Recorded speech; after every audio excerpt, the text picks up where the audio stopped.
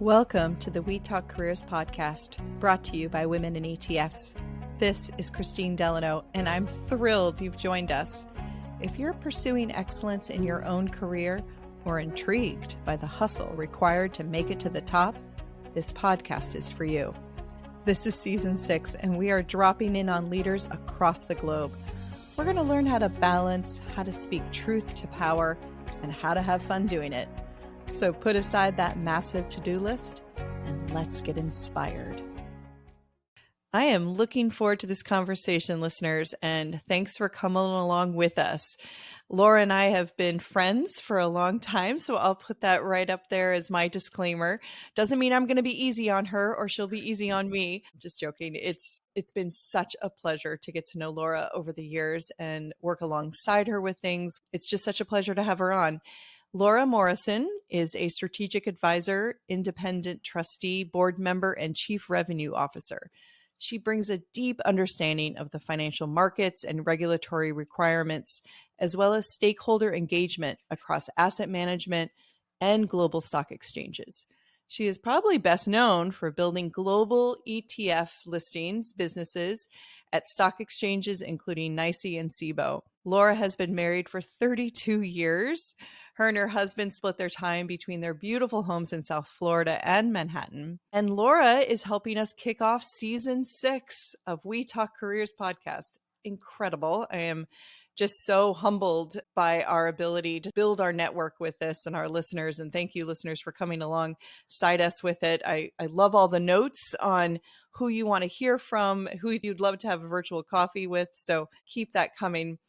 In season 6, we are racing across the globe, connecting with industry leaders, plopping down in different places across the globe that have chapters of women in ETFs and leaders that are just really revolutionizing the space of ETFs. Come alongside us and don't miss an episode. On this episode with Laura, we are going to talk about opportunities without borders, which is frankly a passion for both of us.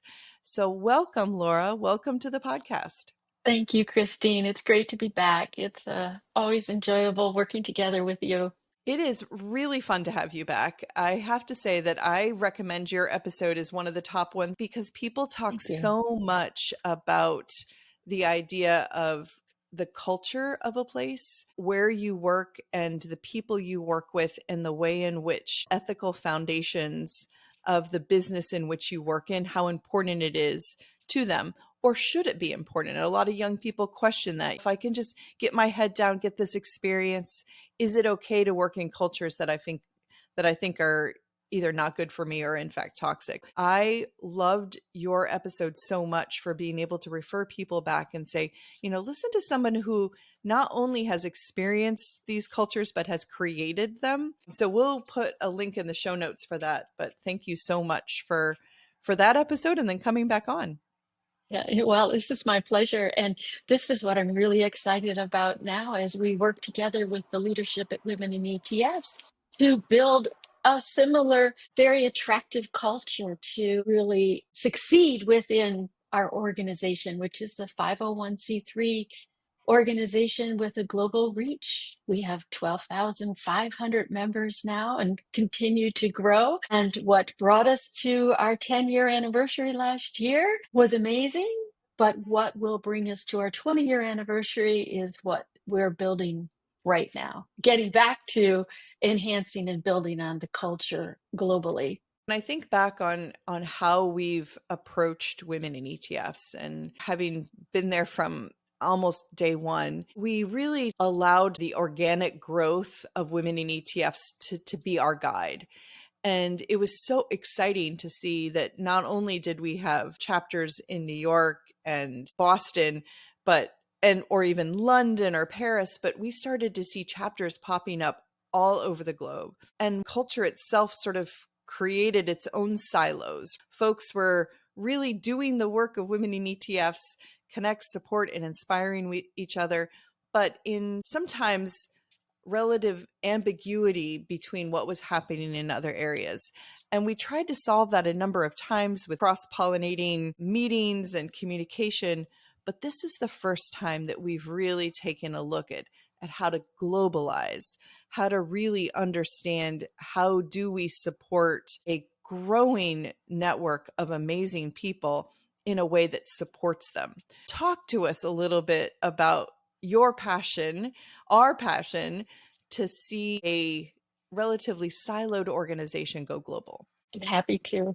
I am, as chair, I'm celebrating my 1 year anniversary as chair of the Women in ETF Inc. board. And my goals as chair are twofold.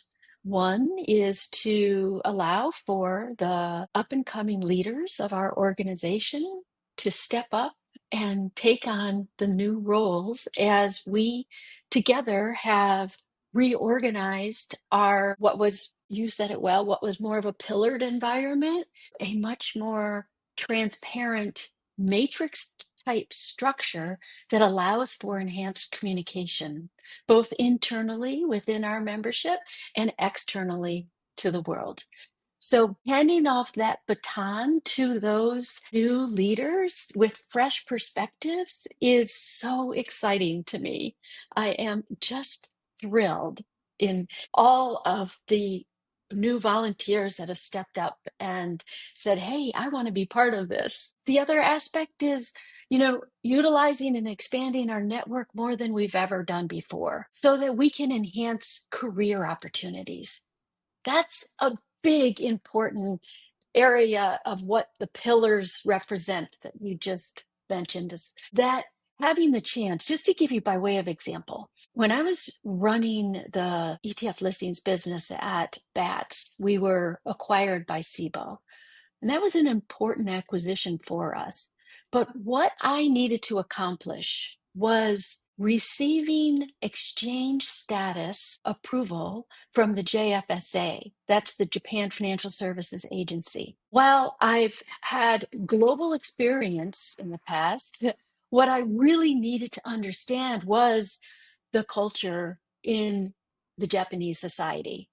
Really understand that better, generally, as well as from a regulator's perspective, in order to accomplish this approval. So I reached out to our network in WE, and I was able to have really amazing conversations, both in person and over video, to grasp and understand what I needed to do and how I best should position alongside of all the attorneys that joined me in these in-person meetings to receive this status. And only with that help, both from men and women in our organization, I believe I was able to accomplish this. So knowing that this too will be an opportunity as a strategic advisor for the Texas Stock Exchange, I'm looking forward to furthering that opportunity and building it and gaining that status when the time is right. So I'm anticipating some of our listeners thinking about, okay, so the organization was a bit more siloed. We had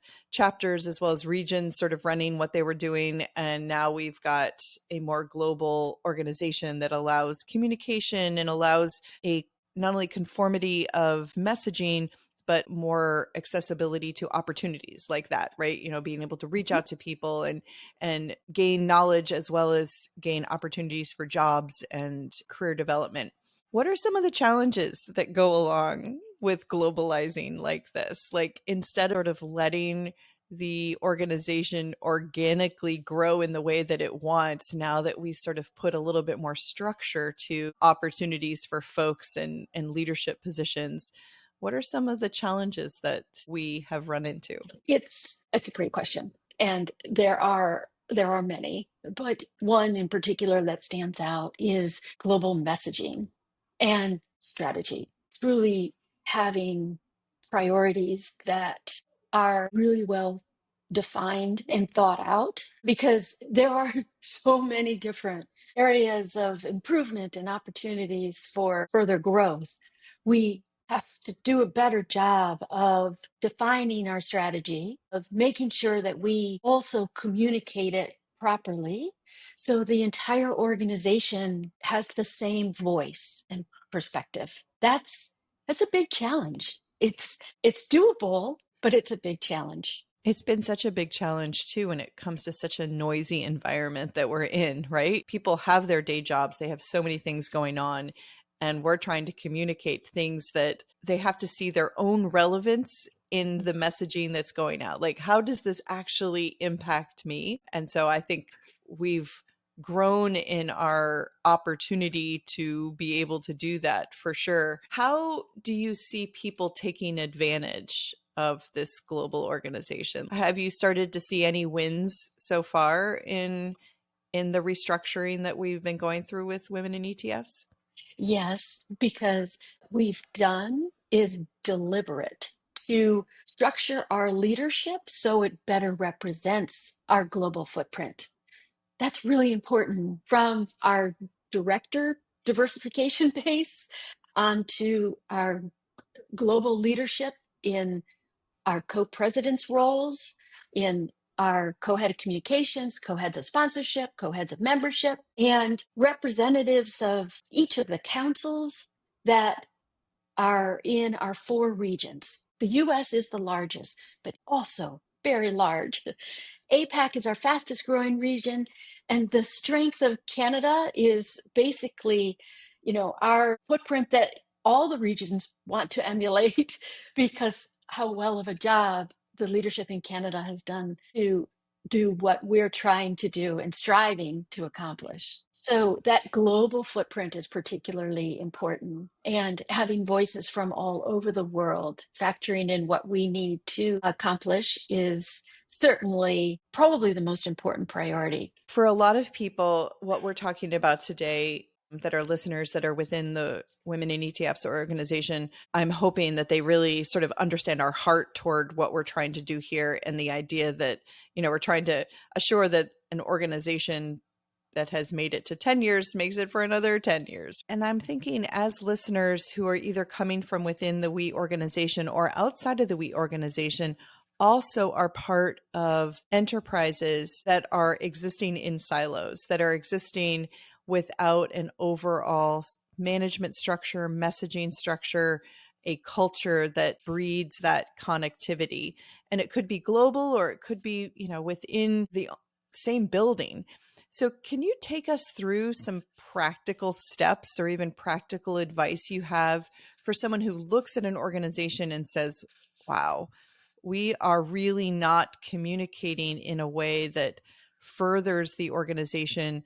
We don't have a structure that brings leaders into assuring that we can continue to grow in the same fashion. What advice would you have for them for being able to build what we've been able to build in Women in ETFs? The way that we took a step back, I think, is a great way to approach rebuilding the organization, any organization, a corporation, a public company, a startup, where you're bringing in all sorts of interesting and different diverse voices. The best way is to take a step back and decide what the mission is, decide what it is that we represent within that organization, and then build from there. Build what the values are and what the vision is. Understand and make sure that you gather input from everyone possible as you're defining this. Once you've done that, then you take a look at the structure. Does the structure allow for that continued transparency and support for bringing those voices to the forefront? Then it's also making really key decisions on, do we have the right people in the right seats? That's very important. And if you don't, then you're going to need to make some tough decisions in order to become, in the end, a stronger organization. Once you've reorganized and you believe that you have the right people in the right seats, then making sure that everyone has responsibility for how they can contribute to accomplishing that mission and those priorities by setting up KPIs.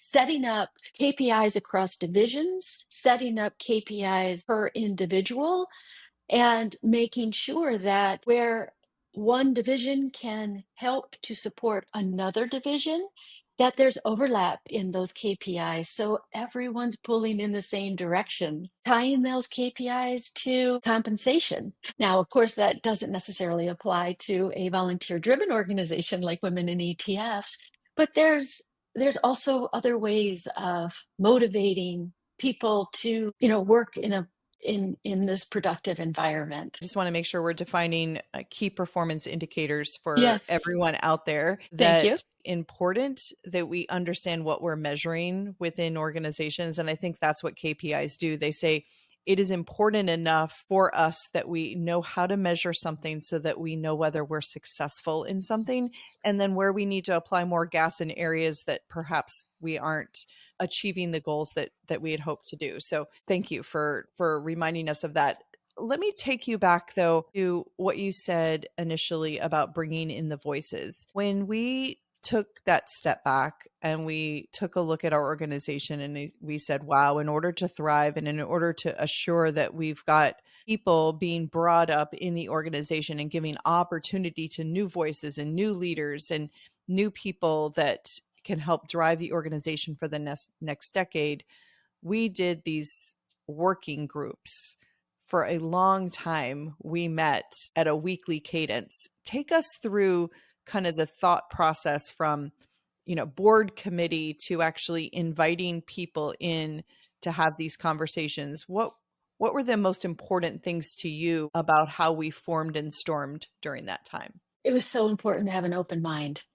And for those of us who have been there, done that, and involved with so much history, having that open mind was something that I needed to continue to remind myself of, to be sure that I didn't just toss away an idea because, well, we tried that before and it didn't work. That idea was coming from a new, fresh perspective, and it it's valuable to truly think through it and understand all aspects of it with a new lens, with a new light shining down on what we envisioned our organization to become. I think that's so well said. When I think about the people that we invited into this, we have our founders, right, who have in many cases moved off the board itself, the active board, and now sit on an emeritus board. They were brought into that conversation so that the original sort of vision of what is women in ETFs was maintained. But we also brought in the new leaders that, represented Asia Pacific and Europe and Canada and the United States. And then we brought in folks that had been with us sort of through it all as well. And I think that open-mindedness was so important, especially because we can become somewhat US centric in the way that we think about things. And so I don't know if you Yeah. have any examples of maybe where we were sort of hit with some really great ideas or thoughts that, had we kind of stayed with our sort of comfort zone of the people that we know are smart and good at this, we can think through this, we can come up with it. But by opening ourselves up and really listening, anything that comes to mind? Honestly, it was respect for the individual in terms of what they can and when they can contribute. And what I mean by that is working within a global environment, you really have to be cognizant of time zones. And like you mentioned, if you remain US centric and only consider the Eastern to Pacific time zones and don't adjust that so it's convenient for all most of the time, and rotate the scheduling of these in-person engagements from a time of day consideration, then people don't feel welcome if they're being asked to always participate at 9, 10 p.m. at night or 2 a.m. in the morning. So Right. that was just a that was just an obvious enhancement that we knew we needed to make. And we're still working on that. And it will continue to be a challenge no matter what, right? Because you're trying to get somebody, perhaps in Europe, in in Asia with somebody on the Pacific coast. Someone is going to be at 2 o'clock in the morning. Yeah. And, sometimes we have to do that for the sake of assuring that everyone has a voice and everyone has the opportunity to be a part of it. And then I think it's kind of exciting because we're in it together and everyone sort of gets a chance of being somewhat inconvenienced by what we're trying to do. I think also when I'm thinking about this global footprint, it's about our members. So we've talked about them. We've talked about growing our leaders, but we also have sponsors. We have people who have stood by us over the years. And we think about some of our more developed organizations that have been in the ETF space for a long time, great companies that understand sponsorship, understand what they want to get out of women in ETFs, and have continued to help us thrive as an organization. But now, as we tap into markets all over the globe, we've got folks that are coming into this space in high innovation, also wanting to sponsor us, right? Also having sort of expectations of what women in ETFs can do for perhaps their employees, or perhaps finding new talent, or helping their employees connect and network with others. Any thoughts on how our organization thrives by assuring that we stay centered on who our sponsors are as well? Yeah, that's such an important focus. That is our utmost backbone to what our organization is and how we are able to run the business is the support that comes from our sponsors, in all types of circumstances that we've been challenged with and are currently challenged with. Our sponsors have stuck by our side, and we've been able to expand those sponsors. Not only the largest ETF issuers who have the global footprint like we do, but also the smaller, brand new ETF issuers that are just entering the space, who they themselves are looking to build out their network and make sure that they're making the best decisions they possibly can when it comes to deciding, how to build their infrastructure, how to and which vendors to bring on.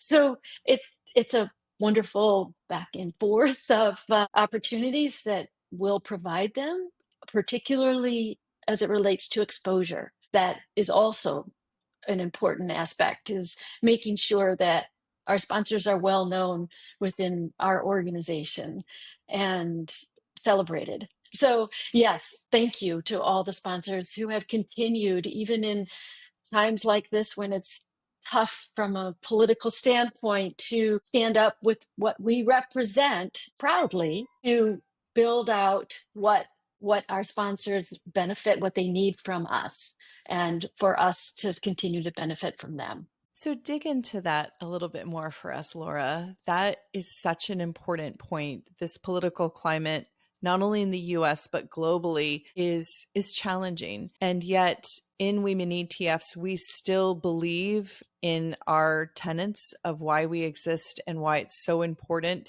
that we connect, support, and inspire through this organization. So take us through what it means to you. After 10 years, we still have a voice in the world of ETFs and in the world of Wall Street. To be as concise as possible, we are advocates of diversity within the seats that we sit and throughout the globe. Diversity provides for a much broader and better perspective in growing any type of business. And standing behind that is one of the strongest tenets of what our organization was founded on.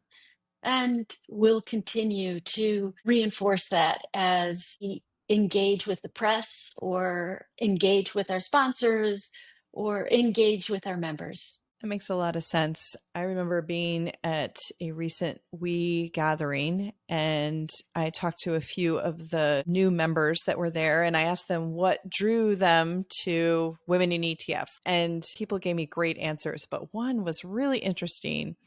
It was a man, and he basically said, I don't know that I really believe in anything surrounding women in ETFs. You guys just happen to have the best networking events, the best opportunity to be able to connect with others, best opportunity to be able to understand what jobs are available and where everyone is. And, there's just no organization like you on the street. I appreciated that, asked him a little bit about what he was looking to do, and told him that, upwards of 20% of our members are men. He was welcome with us, that I would hope that he would see a deeper meaning to what we were trying to do. And it was interesting because afterwards, I really started to think about the fact that idea of that we are one and perhaps the best organization for the type of networking that we do and job creation and really supporting our leaders has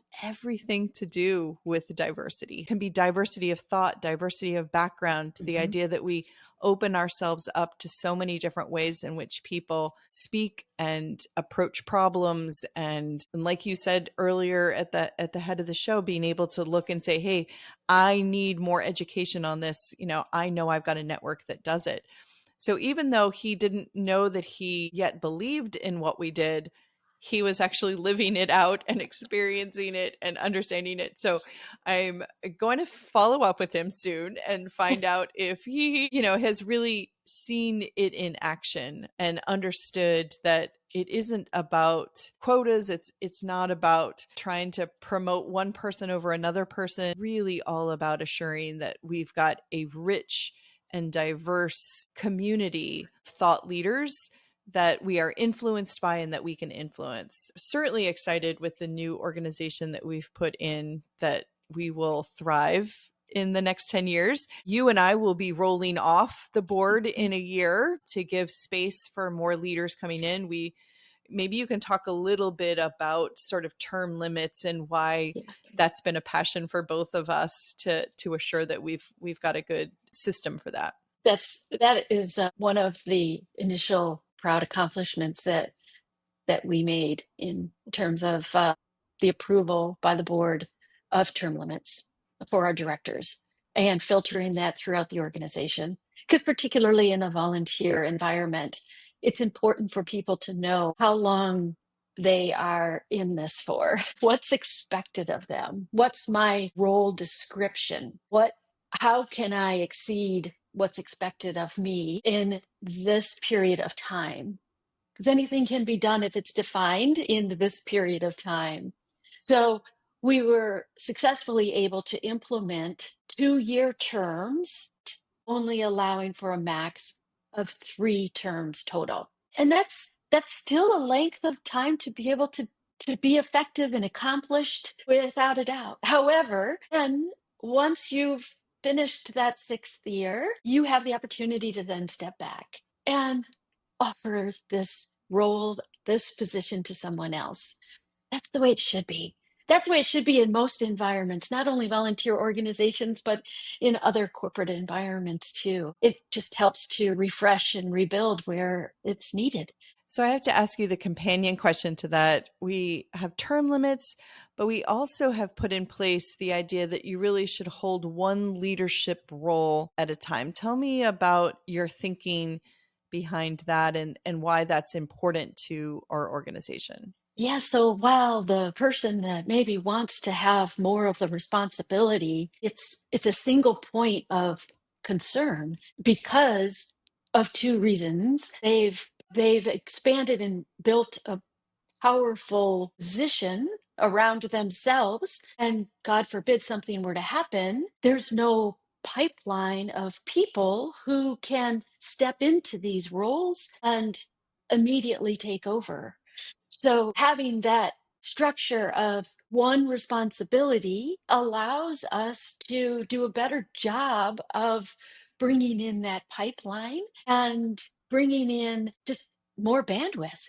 That's the key, particularly in a volunteer situation, because there are many people who want those roles, but haven't had the opportunity to step up and enter into it.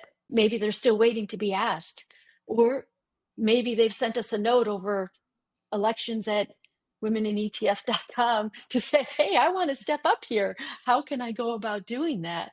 we want to hear from you. If we haven't reached out to you, please reach out to us and help us better define the leadership structure.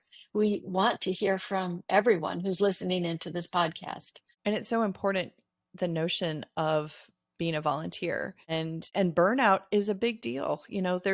These are all done because we care for and want to be part of this organization, but we all have other work that keeps us busy, whether it be a full-time job or, for me, writing books and board work and things like that. So we can't devote all of our time to women in ETFs, right? Like, that's why we have co-heads, so that we share jobs, which I think is just from the beginning such an incredible sort of way in which we approach it. By having us focus on one leadership role, we not only make space for other leaders coming in, but we don't burn ourselves out either in having to do multiple things. And in the beginning, we had to have multiple roles because this organization was growing so fast, and we needed to assure that we had everything covered. So it's really fantastic to see so many people with sort of a sigh of relief of being like, oh, I can do the one thing, right? I can do, events for Paris. I don't also have to do the newsletter for London. Yes. Leaders being brought up and nurtured into these positions, and then seeing a line of succession for folks basically stepping off or stepping into larger roles or stepping out entirely and saying, wow, I've put in my time now. I'm excited about being a member is really gratifying to see, because I think our long-term sustainability relies on people feeling like they're not burning out. Sure. Well said. So we have come to our last question, which for season 6 is always going to be the same. And I'm going to give listeners a little update on where I am with it. So I mentioned I'm a writer now with an agent and a publisher. And if you've listened from the beginning, you knew that I was looking for both of those things. So it's been really exciting. 1% of writers get an agent, and then another less than 1% get publishing deals. And so it's been really fun to persevere through a process that's difficult, but also really gratifying. I do have my debut coming out. It's not until January. It takes 2 years on average for a major publisher to go from contract signing to book coming out. But I just got back galleys. Do you know what galleys are, Laura? No, tell me. So exciting. I didn't know either. It's when they take your book that has been basically proofread, but not the final, like it still goes through one more final copy, but they put it onto these large pages, and they make sure that every single word on every single page is typeset exactly right. So I can see my name at the top of every page. I can see the title. I can see where the page number is going to be. I can see where all the like back matter of the book and the front and all of that, like what it's going to look like. And so it's like on a large sheet of paper, and then you can see it on a PDF as well. And so these galleys are like the final effort to make sure that everything is where it's supposed to be. Every I is dotted and T is crossed, and go from not being a writer in 2020 to writing 3 novels that were kind of practice to finally having the one that I'm like proud to stand behind is really exciting to see it like that. I mean, I can't imagine what it's going to look like to actually hold it in my hands as a Yes. finished book. I can't wait myself. Do you have any book that you've read recently that you would like to give us a recommendation on? Oh, that is such a great question, but I'm very, I have to say, biased in a good way. The most fun read that I've had, which was very quick, was your little short clip. What is going to be your published book? January. Fantastic. Oh, Absolutely enjoyable because it just is so focused on our experiences. It's so cool. yes. It's Yes. There's just so much to share, and there's so much fun, exciting Yeah. information that comes out of it. As I was Yeah. reading it, I'd say, yes, of course, this is in our industry. This is dead on. This is so it's hard to explain the emotions that I had while reading it, but I Mm. can't tell you how happy I am for your progress on this journey that you've been on since 2020. And I Oh, wish you thank you. much success. Thank you. Well, I'm really proud of that novella, and I'll put a link to it in the show notes. I was exciting to write a thriller that was set in a space that that I knew. And so, well, thank you for that. I did not know that you were going to say that. So thank you for reading, and Of thank you course. for Thank you. enjoying it. Yes. Yes, absolutely. And thank you for inviting me on to your show. I value the accomplishments that you've had with this podcast and many other accomplishments. Well, thank you for kicking off season 6, Laura. It is always a pleasure to spend time with you. Thank you so much. And thank you, our listeners, for spending your time with us. I hope this is not just information, but you let it be transformational in how you think about your career. I'm rooting for you. If you're an Apple user, I'd really appreciate it if you took a few seconds to leave a rating and a review. Your ratings and reviews tell Apple that this is a podcast worth listening to. And in turn, your reviews will help We Talk Careers get in front of more listeners looking to succeed, just like you. And while you're there, go ahead and hit that follow button, because there's going to be another brand new episode and you don't want to miss it. Until then, keep thriving. Thank you for listening.